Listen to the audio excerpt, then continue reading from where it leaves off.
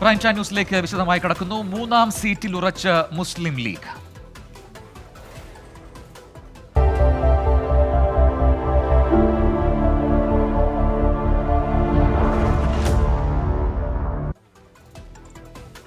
ലോക്സഭാ തെരഞ്ഞെടുപ്പിലെ മൂന്നാം സീറ്റ് ആവശ്യത്തിൽ മുസ്ലിം ലീഗ് വിട്ടുവീഴ്ചയില്ലാതെ തുടരുന്ന പശ്ചാത്തലത്തിൽ UDF-ൽ സീറ്റ് വിഭജനം പ്രതിസന്ധിയിലായി. അനുനയത്തിന് വഴങ്ങേണ്ടതില്ലെന്നാണ് ഇന്ന് ചേർന്ന മുസ്ലിം ലീഗ് നേതൃയോഗത്തിലെ തീരുമാനം. പ്രതിസന്ധികൾക്കിടെ ഇന്ന് ചേർന്ന UDF ഏകോപന സമിതി യോഗം മാറ്റിവെച്ചു. പാർട്ടി ആവശ്യപ്പെട്ടാൽ കണ്ണൂരിൽ നിന്ന് മത്സരിക്കുമെന്ന് KPCC അധ്യക്ഷൻ K. സുധാകരൻ വ്യക്തമാക്കി. UDF ഏകോപന സമിതി യോഗം ചേരുന്നതിന് മുന്നോടിയായാണ് മുസ്ലിം ലീഗ് നേതൃയോഗം ചേർന്നത്. എന്തു വന്നാലും മൂന്നാം സീറ്റ് ആവശ്യത്തിൽ വിട്ടുവീഴ്ച വേണ്ടെന്നാണ് നേതൃയോഗത്തിലെ തീരുമാനം.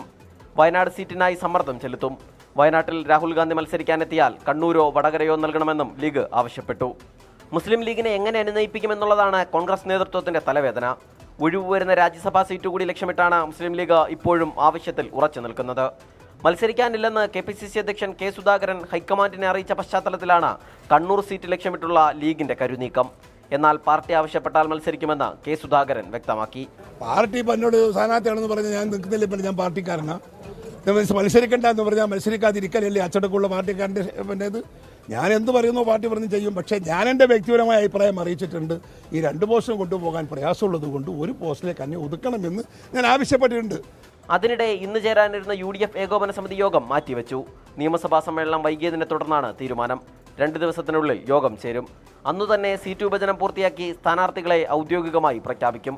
ഔദ്യോഗിക പ്രഖ്യാപനം വന്നാൽ കൊല്ലത്ത് RSPയും കോട്ടയത്ത് കേരള കോൺഗ്രസ് ജോസഫ് വിഭാഗവും സ്ഥാനാർത്ഥികളെ പ്രഖ്യാപിക്കും. കൊല്ലത്ത് NK പ്രേമചന്ദ്രനും കോട്ടയത്ത് ഫ്രാൻസിസ് ജോർജുമാകും UDF-ന്റെ സ്ഥാനാർത്ഥികൾ. 24 തിരുവനന്തപുരം. ലോക്സഭാ തെരഞ്ഞെടുപ്പിൽ സീറ്റ് ലഭിക്കാത്തതിനെ തുടർന്ന് ഇടഞ്ഞു നിൽക്കുന്ന RJDയെ അനുനയിപ്പിക്കാൻ LDF നീക്കം. RJD സംസ്ഥാന അധ്യക്ഷൻ ശ്രേയാംസ് കുമാറുമായി LDF കൺവീനർ EP ജയരാജൻ ചർച്ച നടത്തി. ബോർഡ് കോർപ്പറേഷൻ സ്ഥാനങ്ങൾ രാജിവെക്കും എന്ന RJDയുടെ നിലപാട് പിൻവലിക്കാൻ ചർച്ചയിൽ ധാരണയായി. സീറ്റ് ലഭിക്കാത്തതിനെതിരെ പരസ്യ പ്രതിഷേധവുമായി RJD രംഗത്തെത്തിയതിനു പിന്നാലെയാണ് EP ജയരാജന്റെ പ്രതികരണം.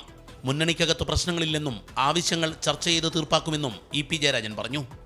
RJDയിൽ ഇനി എന്തെങ്കിലും അവർക്ക് പ്രത്യേക കാര്യങ്ങൾ ചർച്ച ചെയ്യാനുണ്ടെങ്കിൽ തീർച്ചയായും ഞങ്ങൾ ചർച്ച ചെയ്യും. അതിലൂടെ പ്രത്യേക പ്രശ്നങ്ങളൊന്നും ഒരു വിഷയമായിട്ട് ഞാൻ കാണുന്നില്ല. തുടർന്ന് EP ജയരാജൻ RJDയെ ഔദ്യോഗികമായി ചർച്ചയ്ക്ക് വിളിച്ചു. സംസ്ഥാന president MV Shreyams Kumar AKG സെന്ററിലെത്തി. സീറ്റ് നൽകാത്തതിൽ ശ്രേയാംസ് കുമാർ പ്രതിഷേധമറിയിച്ചു. അരമണിക്കൂർ നീണ്ട ചർച്ചയിൽ വിശദമായ ഉഭയകക്ഷി ചർച്ച നടത്താൻ തീരുമാനമായി. RJD പരസ്യ പ്രതിഷേധവും ബോർഡ് കോർപ്പറേഷൻ രാജിവെക്കുമെന്ന നിലപാടും പിൻവലിക്കാൻ ചർച്ചയിൽ ഇടതുമുന്നണി കൺവീനർ ആവശ്യപ്പെട്ടു. ചെറുകക്ഷികൾക്ക് വരെ മന്ത്രിസ്ഥാനം നൽകിയപ്പോൾ RJDയെ ഒഴിവാക്കിയതും പാർലമെന്റ് സീറ്റ് നിഷേധവും വരെ ചർച്ചയായതാണ് സൂചന. കടുത്ത നടപടികൾ നിർത്തിവെക്കാനും രാജി പിൻവലിക്കാനും തീരുമാനിച്ചതായി RJD general secretary Varghese George വാർത്താക്കുറിപ്പിലൂടെ അറിയിച്ചു. തെരഞ്ഞെടുപ്പ് ചർച്ചകളുടെ തുടക്കത്തിലെ ഇടതുമുന്നണിയിൽ ഉടലെടുത്ത കലാപക്കൊടിയാണ് അനുരഞ്ജന ചർച്ചയിലൂടെ താൽക്കാലികമായെങ്കിലും മറികടന്നിരിക്കുന്നത്. Political desk 24. മലക്കം മറിഞ്ഞ് ധനമന്ത്രി.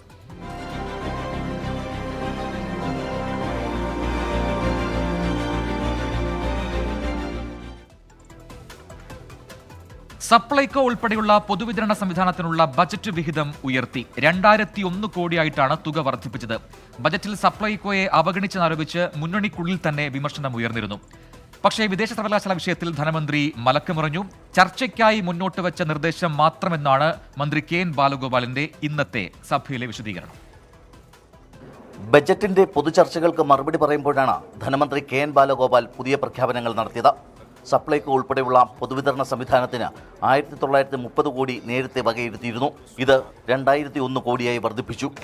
900 കോടി ബഡ്ജറ്റിൽ വെക്കുമ്പോഴാണ് ശരാശരി 2000 കോടിയിലധികം കൊടുക്കുന്നത്. ഈ വർഷം ഞാനിവിടെ പറയുന്നു 2000 കോടി, 1930 2000 കോടി ആ ഇനത്തിൽ ബാക്കിയും കൂടി വെച്ച് 2000 കോടി തന്നെ ഈ ഭക്ഷ്യ വിതരണ മേഖലയിലേക്ക് മാറ്റിവെക്കും സാർ. സയൻസ് സിറ്റിയുടെ പ്രവർത്തനങ്ങൾക്കായി 5 കോടി രൂപയും സാംസ്കാരിക ഡിജിറ്റൽ സർവേ നടത്താൻ 3 കോടിയും അനുവദിച്ചു. കർഷക തൊഴിലാളി ക്ഷേമനിധി വിഹിതം 120 കോടിയാക്കി. ക്യാമ്പസ് ഇൻഡസ്ട്രിയൽ പാർക്കുകൾക്കായി 10 കോടി അനുവദിച്ചു.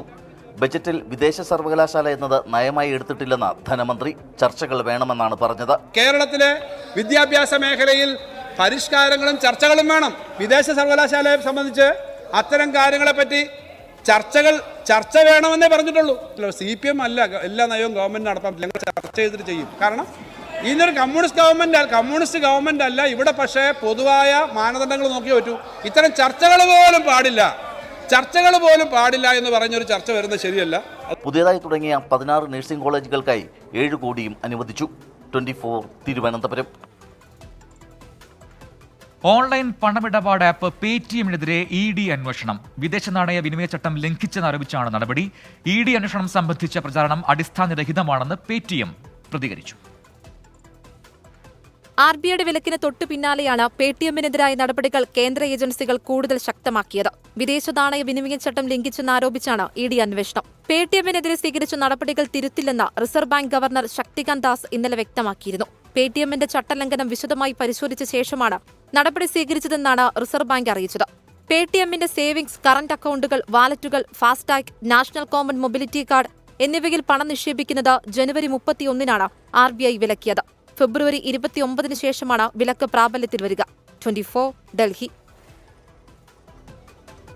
ഇനി വയനാട്ടേക്കാണ്. ബേലൂർ മഖ്ന ദൗത്യം 4-ാം ദിവസം.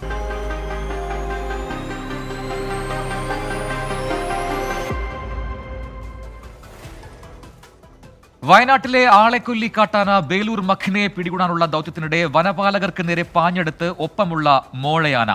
ബാവലി വനമേഖലയാണ് സംഭവമുണ്ടായത്. 4-ാം ദിവസവും ആനയെ മയക്കുവെടിവെക്കാൻ കഴിയാതെ ദൗത്യം അവസാനിപ്പിച്ച് വനം വകുപ്പ്.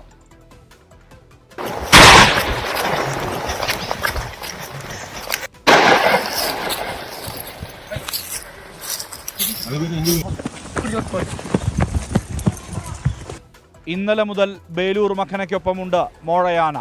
ഇന്നും ഓരം പറ്റി നടപ്പാണ്. വനപാലക സംഘം തിരച്ചിലിനിറങ്ങിയത് പുലർച്ചെ 5:30-യോടെ. ബാവലി വനമേഖലയിൽ നിന്നാണ് റേഡിയോ കോളർ സന്ദേശം ലഭിച്ചത്. RRT വെറ്റിനറി സംഘങ്ങൾ ആൾപ്പൊക്കത്തിലുള്ള മുൾക്കാടുകൾ താണ്ടി ആനയെ മയക്കുവെടിവെക്കാനുള്ള ശ്രമം. പലതവണ ആനയെ മുന്നിൽ കിട്ടി. പൊന്തക്കാട്ടിൽ ദൗത്യം ഫലം കണ്ടില്ല. ഒപ്പമുള്ള മോഴയും പ്രതിസന്ധിയായി. ദൗത്യസംഘത്തിന് നേരെ ആന പാഞ്ഞെടുത്തു. പടക്കം പൊട്ടിച്ച് ശ്രദ്ധ തിരിക്കാൻ ശ്രമിക്കുമ്പോഴും 2 ആനകളും ഓടിയടുക്കുകയാണ്. ഈ വിധത്തിൽ വെല്ലുവിളികൾ നിറയുന്നുണ്ട് ദൗത്യത്തിൽ. ആനയെ മയക്കുവെടി വെച്ച് പിടികൂടുകയല്ലാതെ മറ്റൊരു വഴിയും വനം വകുപ്പിന് മുന്നിലില്ല. കാട്ടിലേക്ക് അയച്ചാൽ വീണ്ടും നാട്ടിലിറങ്ങാനുള്ള സാധ്യത അത് കൂടുതൽ അപകടങ്ങൾക്ക് വഴിയായേക്കാം. അതിനാൽ തന്നെ ദൗത്യം നാളെയും തുടരും. സുർജിത് അയ്യപ്പത്ത്, 24 വയനാട്. സംസ്ഥാനത്ത് മലയോര മേഖലകളിൽ ഭീതി വിതച്ച് വന്യമൃഗങ്ങൾ. വയനാട് പടമലയിൽ കടുവയുടേത് എന്ന് സംശയിക്കുന്ന ജീവിയുടെ ദൃശ്യങ്ങൾ പുറത്തുവന്നു. പാലക്കാട് ധോണിയിലും കഞ്ചിക്കോട്ടും അട്ടപ്പാടിയിലും കാട്ടാന ഇറങ്ങി. കോഴിക്കോട് വിലങ്ങാട് കാട്ടാനക്കൂട്ടം വ്യാപകമായി കൃഷി നശിപ്പിച്ചു.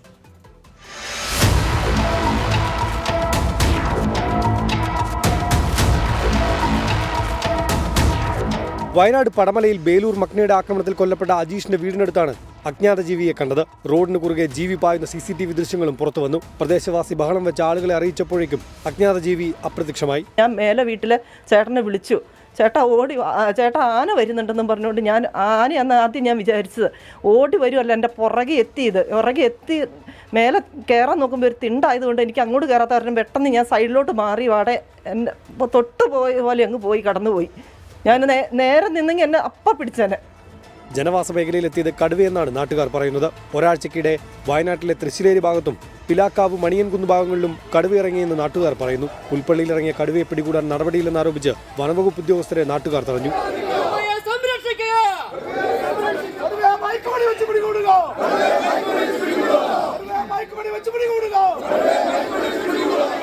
കോഴിക്കോട് വിലങ്ങാട് ജനവാസ മേഖലയിലിറങ്ങിയ കാട്ടാനക്കൂട്ടം വ്യാപകമായി കൃഷി നശിപ്പിച്ചു. ഏറെ നേരം പ്രദേശത്ത് ഭീതി പടർത്തിയ ശേഷമാണ് ആനക്കൂട്ടം കാട് കയറിയത്. പാലക്കാട് ധോണിയിലും കഞ്ചിക്കോടും അട്ടപ്പാടിയിലും കാട്ടാന ഇറങ്ങി. ധോണിയിൽ സ്കൂളിനടുത്തെത്തിയ കൊമ്പൻ വാഴകൃഷി നശിപ്പിച്ചു. മലപ്പുറം നിലമ്പൂരിൽ കാട്ടുപന്നികൾ കുറുകെ ചാടിയതിനെ തുടർന്ന് നിയന്ത്രണം വിട്ട ഓട്ടോറിക്ഷ മറിഞ്ഞ് ഡ്രൈവർക്കും ഒപ്പമുണ്ടായിരുന്ന ആൾക്കും പരിക്കേറ്റു. വിവിധ ബ്യൂറോകൾക്കൊപ്പം ന്യൂസ് ഡെസ്ക് 24. മനുഷ്യ വന്യജീവി സംഘർഷം തടയാൻ നിയമ ഭേദഗതി വേണമെന്ന് കേന്ദ്രത്തോട് ആവശ്യപ്പെടുന്ന പ്രമേയം നിയമസഭ ഐകകണ്ഠ്യേന പാസാക്കി. കാട്ടുപന്നികളെ ക്ഷുദ്രജീവിയായി പ്രഖ്യാപിക്കണം എന്നതുൾപ്പെടെ 3 പ്രധാന ആവശ്യങ്ങളാണ് പ്രമേയത്തിലുള്ളത്. വന്യജീവികൾ പെറ്റുപെരുകി ജനവാസ മേഖലയിലേക്ക് ഇറങ്ങുന്ന അതിഗുരുതര സാഹചര്യം സംസ്ഥാനത്തുണ്ടെന്ന് പ്രമേയത്തിൽ പറയുന്നു. കേന്ദ്ര സർക്കാർ ഉപദ്രവകാരികളായ വന്യജീവികളെ ഉന്മൂലനം ചെയ്യാൻ അനുമതി നിഷേധിക്കുന്നുവെന്നും കുറ്റപ്പെടുത്തൽ. അടിയന്തര നടപടി സ്വീകരിക്കാനുള്ള അധികാരം ചീഫ് വൈൽഡ് ലൈഫ് വാർഡനൊപ്പം ചീഫ് ഫോറസ്റ്റ് കൺസർവേറ്റർ എന്നിവർക്കും ഉണ്ടാകണം. കാട്ടുപന്നികളെ ക്ഷുദ്രജീവിയായി പ്രഖ്യാപിക്കണമെന്നും പ്രമേയത്തിൽ ആവശ്യപ്പെടുന്നു. പ്രസ്തുത കേന്ദ്ര നിയമം കാലാനുസൃതമായി ഭേദഗതി ചെയ്ത് വന്യജീവി ആക്രമണം തടയുന്നതിനുള്ള സാഹചര്യം സൃഷ്ടിക്കാനും കാട്ടുപന്നിയെ കേന്ദ്ര വന്യജീവി സംരക്ഷണ നിയമത്തിൻ്റെ 62-ാം വകുപ്പ് പ്രകാരം ക്ഷുദ്രജീവിയായി പ്രഖ്യാപിക്കണമെന്നും ഈ സഭ ഐക്യകണ്ഠേന കേന്ദ്ര സർക്കാരിനോട് അഭ്യർത്ഥിക്കുന്നു. പ്രമേയത്തിൽ പ്രതിപക്ഷം ഭേദഗതി നിർദ്ദേശിച്ചു. വന്യജീവി ആക്രമണങ്ങൾക്കുള്ള നഷ്ടപരിഹാര തുക ഉയർത്തണമെന്ന് ടി സിദ്ദിഖ് ആവശ്യപ്പെട്ടു. വന്യജീവി ആക്രമണങ്ങളിൽ കൊല്ലപ്പെടുന്നവരുടെ കുടുംബങ്ങൾക്കും പരിക്കേൽക്കുന്നവർക്കും കാർഷിക വിളകൾ ഉൾപ്പെടെയുള്ള സ്വത്തിന് നാശനഷ്ടം സംഭവിക്കുന്നവർക്കുമുള്ള നഷ്ടപരിഹാരം ഉയർത്തുന്നതിനുള്ള നടപടി സ്വീകരിക്കണം. മനുഷ്യനാശമാണെങ്കിൽ അത് 50 ലക്ഷമെങ്കിലും ആക്കാനുള്ള നടപടികളും സർ. നഷ്ടപരിഹാര തുക ഉയർത്തുന്നത് സംസ്ഥാനത്തിന്റെ പരിധിയിൽ വരുന്ന കാര്യമാണെന്നും പ്രമേയത്തിൽ ഉൾപ്പെടുത്തിയാൽ ശരിയാവില്ലെന്നും വനമന്ത്രിയുടെ മറുപടി. നഷ്ടപരിഹാര തുക എത്രയാകണമെന്ന് തീരുമാനിക്കുന്നത് കേന്ദ്ര ഗവൺമെൻറ്, സംസ്ഥാന ഗവൺമെൻറ്റാണ്. അപ്പോൾ സംസ്ഥാന ഗവൺമെൻറ്റിനോട് അഭ്യർത്ഥിക്കാനുള്ള പ്രമേയം വാചകങ്ങൾ കേന്ദ്രത്തോട് അഭ്യർത്ഥിക്കുന്ന പ്രമേയത്തിൽ കൂട്ടിച്ചേർക്കണമെന്ന് പറയുമ്പോൾ അതൊരു കോൺട്രഡിക്ടറി ആകുമെന്ന് അറിയാത്തവരല്ല നമ്മളാരും. പക്ഷേ അതിന് പറയുന്നതിൻ്റെ അകത്തൊരു ലക്ഷ്യമുണ്ട്. പിന്നാലെ പ്രമേയം നിയമസഭ ഐക്യകണ്ഠേന പാസാക്കി. 24 തിരുവനന്തപുരം. സോണിയ രാജസ്ഥാനിൽ നിന്ന് രാജ്യസഭയിലേക്ക്.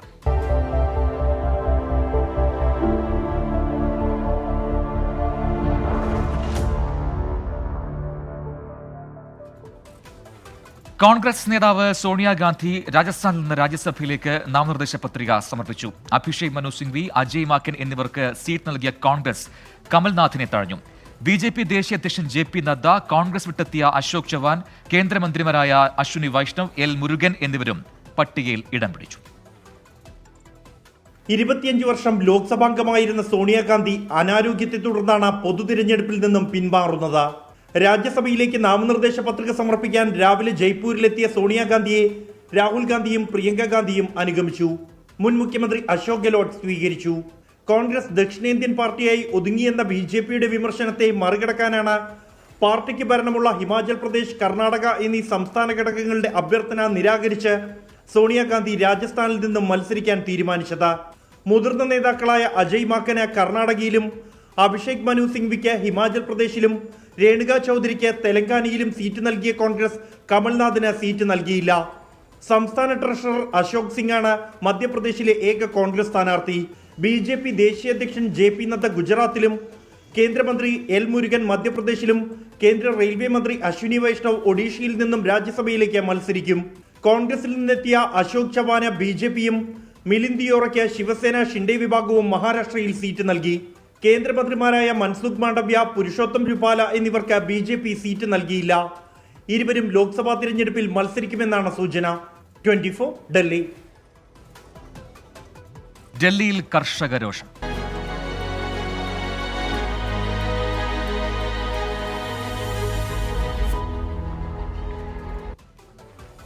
ഡൽഹി ചലോ മാർച്ചിൽ നിന്ന് പിന്നോട്ടില്ലെന്ന് കർഷക സംഘടനകൾ. പോലീസിനെ മറികടന്ന് ഹരിയാന അതിർത്തിയിൽ നിന്ന് ഡൽഹിയിലേക്ക് നീങ്ങാനാണ് തീരുമാനം. ശംഭു അതിർത്തിയിൽ കർഷകർക്ക് നേരെ പോലീസ് കണ്ണീർ വാതകം പ്രയോഗിച്ചു. കർഷക സംഘടനകളെ കേന്ദ്ര സർക്കാർ വീണ്ടും ചർച്ചയ്ക്ക് വിളിച്ചു. കർഷകർക്ക് പിന്തുണ പ്രഖ്യാപിച്ച് കോൺഗ്രസ് മറ്റന്നാൾ രാജ്യവ്യാപകമായി പ്രതിഷേധ സംഗമങ്ങൾ സംഘടിപ്പിക്കും. പോലീസിന്റെ നിയന്ത്രണവും കണ്ണീർവാതകവും വകവയ്ക്കാതെ ഡൽഹി ചലോ മാർച്ചുമായി മുന്നോട്ടു പോകുകയാണ് കർഷകർ. ട്രാക്ടറുകളുമായി കൂടുതൽ കർഷകർ അതിർത്തിയിലെത്തി. ശംഭു അതിർത്തിയിൽ നിന്ന് യാത്ര ആരംഭിച്ചതിനു പിന്നാലെ കർഷകർക്ക് നേരെ പോലീസ് ഇന്നും കണ്ണീർവാതകം പ്രയോഗിച്ചു.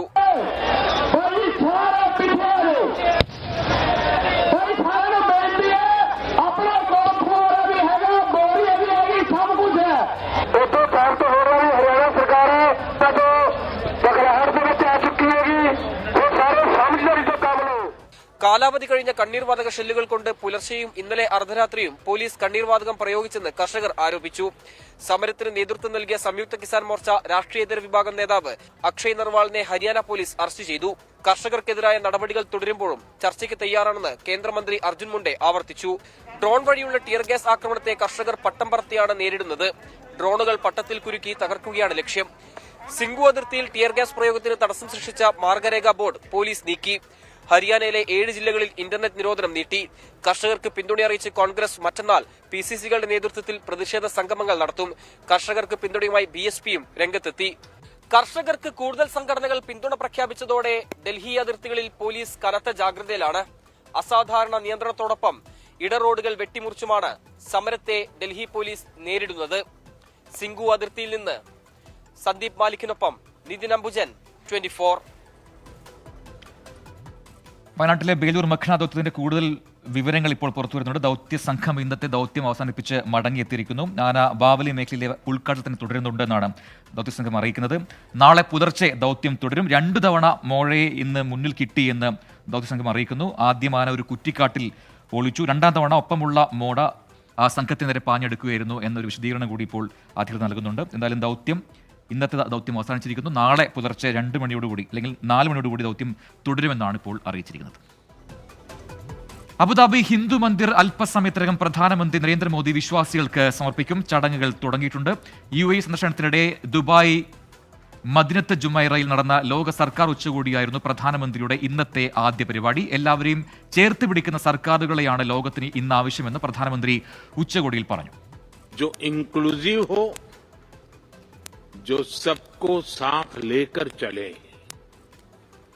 आज विश्व को ऐसी सरकारों की जरूरत है जो स्मार्ट हो,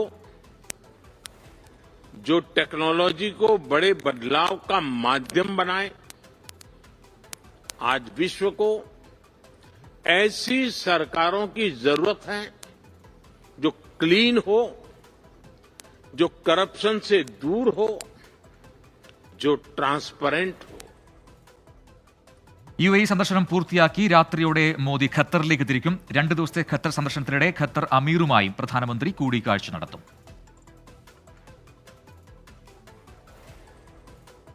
മാസപ്പടിയിൽ വിവാദം തുടരുന്നു.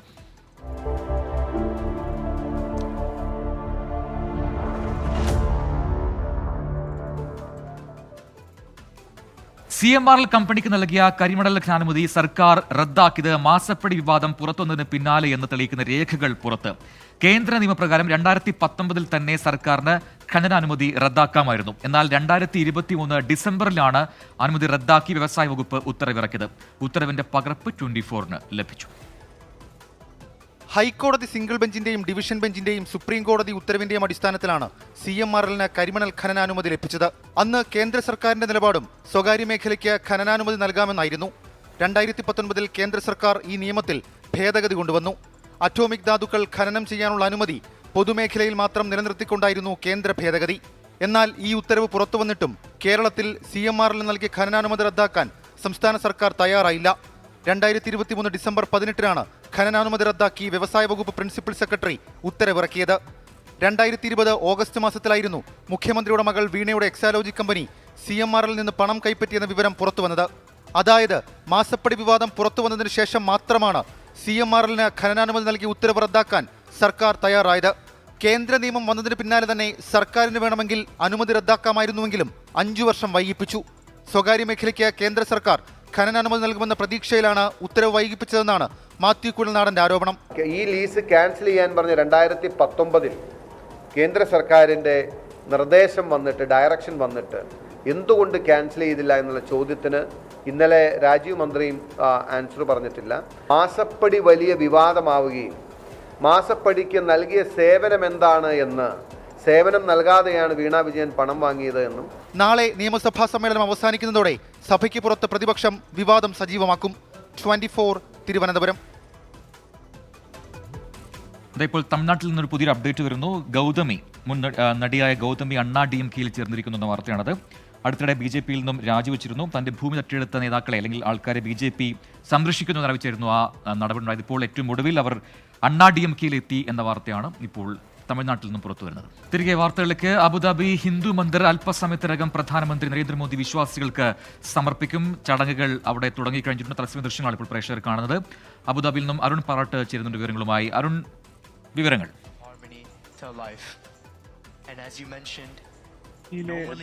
ഹിന്ദു മന്ദിർ ഭക്തർക്ക് സമർപ്പിക്കുന്ന ചടങ്ങുകൾ ആരംഭിച്ചു കഴിഞ്ഞു. പ്രധാനമന്ത്രി നരേന്ദ്രമോദി ചടങ്ങിനായി അബുദാബിയിലെ ബാബ് ഹിന്ദു മന്ദിറിന് മുന്നിലെത്തിക്കഴിഞ്ഞു. അദ്ദേഹം ഇപ്പോൾ ക്ഷേത്രത്തിലേക്ക് നടന്നുകൊണ്ടിരിക്കുകയാണ്. നമുക്കറിയാം ഇവിടെ ദുബായ് അബുദാബി പാതയിലെ അബു മുറൈഖയിലാണ് ഈ ഒരു BAPS ഹിന്ദു മന്ദിർ നിർമ്മാണം പൂർത്തിയാക്കിയിരിക്കുന്നത്. ഇന്ന് രാവിലെ മുതൽ തന്നെ ഇവിടെ പ്രാണപ്രതിഷ്ഠ ചടങ്ങുകളെല്ലാം തന്നെ നടന്നിരുന്നു. പശ്ചിമേഷ്യയിലെ തന്നെ ഏറ്റവും വലിയ ശിലാക്ഷേത്രമാണ് ഇന്ന് വിശ്വാസികൾക്ക് ഇപ്പോൾ സമർപ്പിക്കുന്നത്. സ്വാമി മഹന്ത് മഹാരാജിന്റെ നേതൃത്വത്തിലായിരുന്നു ഇന്ന് പുലർച്ചെ ചടങ്ങുകൾ നടന്നിരിക്കുന്നത്.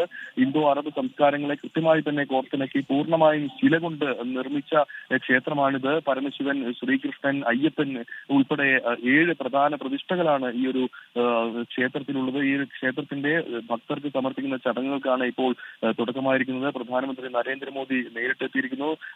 നേരത്തെ തന്നെ ഇവിടെ സംഗീതാർച്ചന ഉൾപ്പെടെയുള്ളവ ആരംഭിച്ചു കഴിഞ്ഞിരുന്നു. യുഎയിലെ വിവിധ ഇടങ്ങളിൽ നിന്നുള്ള സാമൂഹിക, സാംസ്കാരിക, വ്യവസായിക മേഖലയിലെ പ്രമുഖരെല്ലാം തന്നെ ചടങ്ങിന് എത്തിയിട്ടുണ്ട്.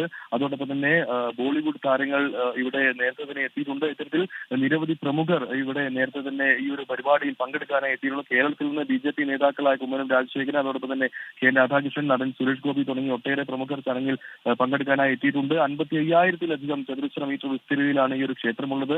ഇവയുടെ 7 എമിറേറ്റുകളെ പ്രതിനിധീകരിക്കുന്ന 7 ഗോപുരങ്ങൾ ഉൾപ്പെടെ വലിയ ആകർഷണമുള്ള ഈ ക്ഷേത്രത്തിന്റെ നിർമ്മാണത്തിനുള്ള കല്ലുകൾ ഉൾപ്പെടെ ഇന്ത്യയിൽ നിന്ന് നേരിട്ടെത്തിച്ചാണ് ഈ ഒരു നിർമ്മാണം നടത്തിയിരിക്കുന്നത്. എന്തായാലും ഈ ഒരു ക്ഷേത്രം ഇപ്പോൾ ഭക്തർക്ക് സമർപ്പിക്കും. പ്രധാനമന്ത്രി നരേന്ദ്രമോദി ഏതാനും നിമിഷങ്ങൾക്കുള്ളിൽ തന്നെ ക്ഷേത്രത്തിലേക്ക് പ്രവേശിക്കും. ശരി, അരുൺ പാറട്ടാണ് അബുദാബിയിൽ നിന്നും വിവരങ്ങൾ പങ്കുവച്ചത്. ഇതോടെ പ്രൈം ടൈം ന്യൂസ് പൂർത്തിയാവുന്നു.